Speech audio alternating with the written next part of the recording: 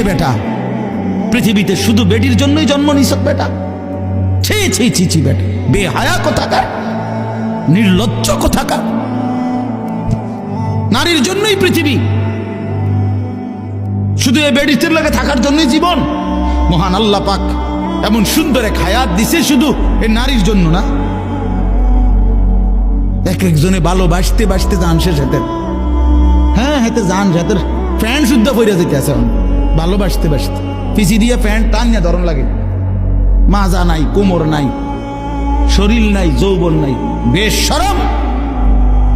মানে আসল কথা হইল অসভ্যতায়, গুনায় নিজের শরীর, নিজের যৌন সক্ষমতা, শরীরের স্বাস্থ্যগত সমস্ত সক্ষমতা সব শেষ করে দিছে।